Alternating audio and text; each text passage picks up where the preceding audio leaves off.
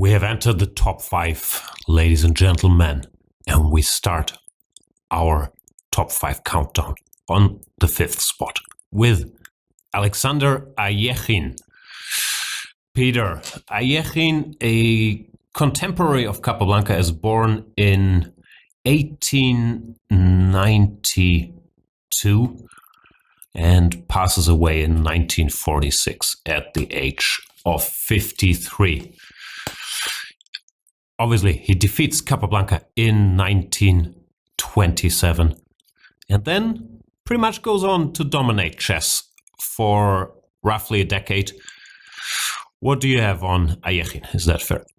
Yeah, I mean, we can take his world championship records. As you state correctly, he starts by beating Capablanca, and it's important to point out that he did that. He was seen as a surprise at the time. That might not, when we have the benefit of hindsight, it might seem less so, but that was definitely a surprise, right? I mean, Capablanca was a heavily dominant figure, but Alekhine managed to take him down in quite a clever way. And if you have to compare it with something, it's going to be Kasparov-Kramnik, I would say. Then he rules for quite a while, right? He has 2 world championship matches with Bogulyubov, who is quite strong challenger, and he beats him twice. And then comes the famed matches with Alekhine, where the first one he's seen as a huge favorite, but loses. Of course. And then he's actually seen as the underdog in the return match, but wins it quite convincingly. And then, the war happened. As you state, he dies in 46. If you look at his world ranking, Sonos has him as just above 10 years as number 1 in the world, 10 years, 2 months, and a peak rating of 2860. And we think this qualifies for sort of having, we have reserved the upper level of our period, the pantheon, basically for, those who completely dominates their time. And we think Alekhine just does that, right? It's plus 10 years as number 1. He wins world championship matches. And then, of course, you can argue a hiccup against Earth, but he actually managed to correct that as such. And he's just clearly the strongest player of his time, right? Yeah, to me that was a bit surprising when reading up a bit for this series, because I thought Capablanca was more dominant. But if you look at the results post-1927, Alekhine does dominate tournament play. I'm sure there's the usual politics, which I can't really see through, that Capablanca wants a rematch, maybe doesn't play so much because he's frustrated he doesn't get one. But Alekhine is pretty much crushing. And also people like Kasparov, I believe, hold Alekhine in such high esteem, saying he's the first truly modern player who has this great tactical vision, but combines it with sound positional play, with preparation, with good endgame technique. So he's very, very complete. And it also feels like he was a very, very hard worker. That's maybe what put him apart from Capablanca. But there are all these quotes that I studied chess for 8 hours a day on principle and so on. And he's innovated in so many areas that I do think he belongs here. Frankly, I was somewhat surprised before doing some research for this series, because just of how big the names were in my mind. As I said, Capablanca somehow had a bigger ring to it before we started looking into it. I genuinely agree, and also admit that you kind of convinced me when we debated these things. That, maybe also Alekhine is a bit biased in the way his life ends, and also that he has a bad political end to his life and such, right? I mean, we tend to see him as a tragic bad figure with the wrong sympathies during the war and such, and I guess rightly so. But a stunning thing for me was reading a tournament book for the 20s, and they described Alekhine. Then he was a completely beloved, character who fled imprisonment during the First World War and was dominant and in all these kind of things. So I think also the political side during the Second World War might drag him down a bit in people's mind, and that has nothing to do with chess, so we don't really rank that here as such. And there's also the alcohol struggles that he has in the early 30s while he's still dominating, but they say he's drinking heavily from Bled 1931, then during his match against Bogulyubov in 34, 35 against Uwe, there are also these stories. They say he drops alcohol then.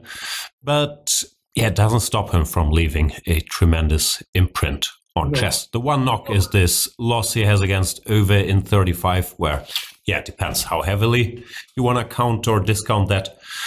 To me, it didn't leave a lot of doubt, or didn't put a lot of doubt in my mind that he was still the strongest player there and that it was a hiccup. No, also he got a chance to correct it, right? But also when we debate him and Capablanca, I mean, well, they had a match to decide this, and it ended up in his favor. And I don't think Capablanca was that much off his peak. I mean, he was seen as the one who was supposed to win and such, right? So Alekhine, he got a shot at actually dethroning him and managed to do so, right? Yeah, and there's a 4-year age difference only. We think of Alekhine after Capablanca, but they were very much contemporaries. Yeah. No, I mean, it's also, well, maybe I would have liked to have Capablanca higher, but somehow based on results, you can't do it. As that was basically our conclusion, right? Yeah, and also based on contribution, like Capablanca has this incredible accuracy, but Alekhine brings so many things to the table as well that I mentioned earlier. So his legacy, I think, is tremendously strong also in a pure chess sense. Dvoretsky wrote something interesting, which unfortunately I was not able to find the book which was in preparing for this, because Dvoretsky wrote so many excellent books.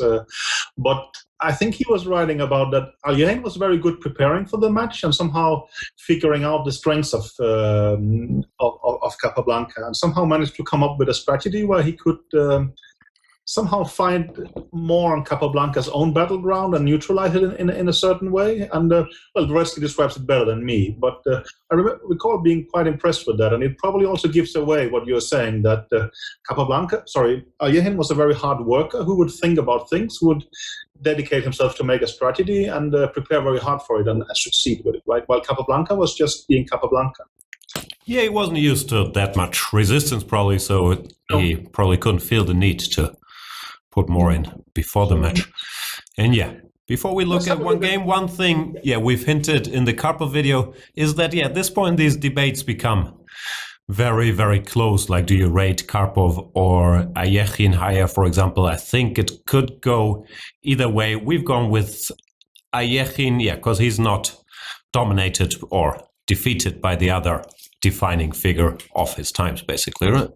No, that's basically the thing, right? That for Karpov you can always mention the name Kasparov, while for Alekhine there is no one you can really pinpoint to that. He actually kept him down. No, it was Alekhine kept everyone else down in his prime, and his prime was more than 10 years, and that for us qualifies for the absolute layer of the Hall of Fame. All right, let's look at one of the games from this 1927 match. It's not the prettiest or Alekhine's best combination or anything, but it shows the kind of struggle. Yeah, they play this. It also shows, I don't know if we should call it modern or old style, right? But it's sort of, Queen's Gambit decline. They flick in some A3 and H6, A6 and try to play some kind of tempo game. I mean, it could be a World Championship match or Bundesliga game from, very recently, right? High praise. Yeah, I don't know. It's this typical struggle there. We're a bit limited to this one opening. And Alekhine doesn't get anything out of the opening, at least. Capablanca, well, he's Capablanca. He's not a pushover. Gets a decent position, some more maneuvering. Here it looks like if anybody is better, it's black, but also there were no easy wins for Capablanca in that match. No, Alekhine never collapses in these situations. No, this match gives the impression of being very hard work. I mean, they play long technical games and really try to, there was a couple of quick draws, but still, again, nothing particular. But Capablanca is doing maybe mini outplaying him, maybe not. But now suddenly the C5 square becomes a thing, right? Yeah. My best guess is it's still rough equality, but now, after a long, complex game, when it comes to calculating and subtleties, Alekhine just proves superior here. Yeah, I think Queen C7, as far as I remember, is a blunder. He should take the rook back and still nothing too bad. Go somewhere and okay. But I mean, I think you are sort of hitting the spot by saying that, well, it just comes down to very hard disciplined work now, right? I mean, calculating everything exactly. There, Capablanca could maybe, compensate for not being the most talented of the two players just by Alekhine for hard effort. Yeah, also maybe physical shape. At least there are these stories that Alekhine got into great physical shape for the match and so on. I don't know, but that's... It's hard to believe when you see pictures later, right? But yeah. No. So here this rook all of a sudden gets a bit trapped. Rook c4, bishop d3 doesn't help it, and queen e5 is a self-pin, which is not ideal. And the star move, okay, it's not very difficult, but it's cute. King f2, making sure you get a threatening rook c1 without it being a check. And all of a sudden, there's nothing black can do. Queen f6, trying to give a check here, but of course not allowed. And the game is over. So basically it's just titanic struggles where Alekhine proves he's the stronger player. It's a very interesting sporting event, right? They're really fighting hard and such, but Alekhine comes out on top. And I mean, well, you can argue this is completely unfair to Alekhine showing this game because, well, he has so many more flashy games. You shouldn't think of Alekhine as only that. We all know him as this great creative champion and such. But I think it's an extremely good sporting performance, right? Yeah, also, obviously, Capablanca wasn't going to give him many chances for flashy combinations either. No. But he still found a way to come through. So, Alexander Alekhine, yeah, just a great, great champion at our number 5 spot.